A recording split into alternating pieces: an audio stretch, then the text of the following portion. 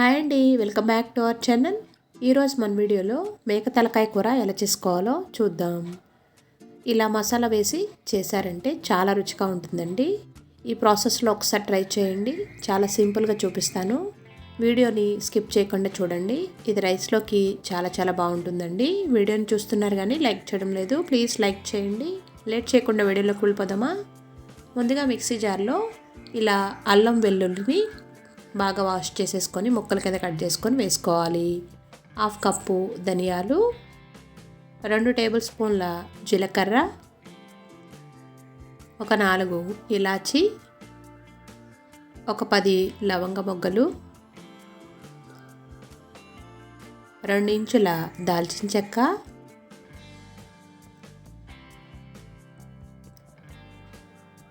ఇలా మసాలాని చేసి పెట్టుకున్నారంటే చికెన్లో కూడా వేసుకోవచ్చండి.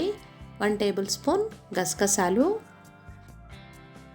ఏ నాన్ వెజ్ కర్రీకైనా ఇలా మసాలా ప్రిపేర్ చేసుకొని వేసుకున్నారంటే కర్రీ అనేది చాలా టేస్టీగా వస్తుంది.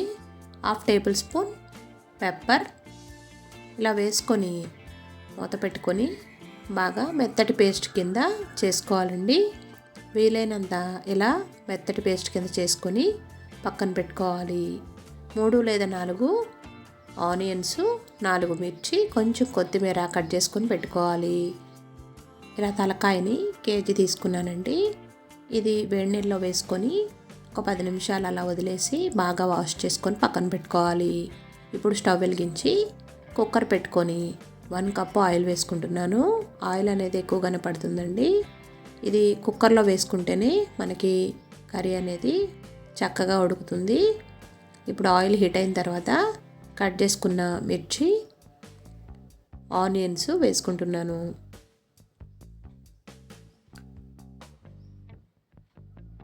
ఇలా ఆనియన్స్ వేసుకొని ఆనియన్స్ని బాగా ఫ్రై చేసుకోవాలి. గోల్డెన్ బ్రౌన్ కలర్ వచ్చే వరకు ఫ్రై చేసుకోవాలండి. ఆనియన్స్ ఈ విధంగా ఫ్రై అయిన తర్వాత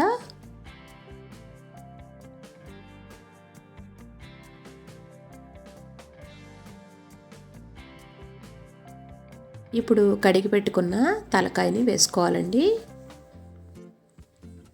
కొంచెం పసుపు, సాల్ట్ వేసి కడుక్కున్నామంటే బాగా నీట్గా క్లీన్ అయిపోతుంది. ఈ విధంగా పీసెస్ని యాడ్ చేసుకొని ఒకసారి బాగా కలుపుకోవాలి.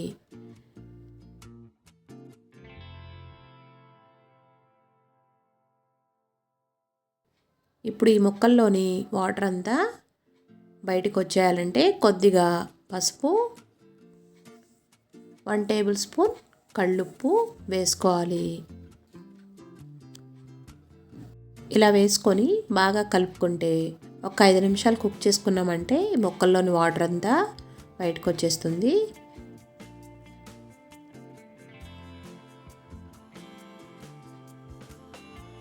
ఈ విధంగా వాటర్ వచ్చిన తర్వాత ఈ వాటర్ అనేది పూర్తిగా డ్రై అయిపోవాలండి. ఇలా పూర్తిగా డ్రై అయిన తర్వాత ఇప్పుడు కారాన్ని యాడ్ చేసుకుంటున్నాను. 2 టేబుల్ స్పూన్ కారం యాడ్ చేసుకుంటున్నాను. మన కారం అనేది కర్రీని బట్టి యాడ్ చేసుకోవాలి. మిక్సీ పట్టుకున్న మసాలాని ఒక 2 టేబుల్ స్పూన్ వేసుకుంటున్నానండి. ఇలా వేసుకొని మొత్తం బాగా కలుపుకోవాలి.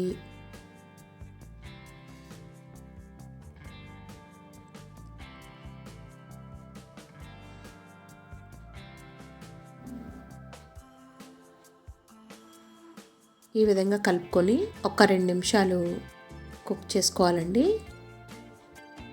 కారం వేసుకున్న వెంటనే వాటర్ అనేది యాడ్ చేసుకోకూడదండి.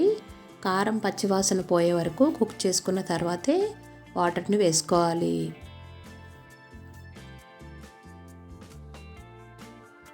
ఇప్పుడు 1 కప్పు వాటర్ని వేసుకొని ఒక 2 నిమిషాలు కుక్ చేసుకోవాలి.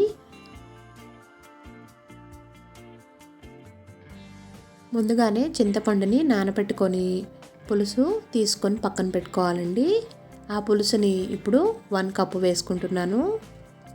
ఇప్పుడు ఈ కర్రీకి 50 గ్రాముల చింతపండు అయితే సరిపోతుందండి.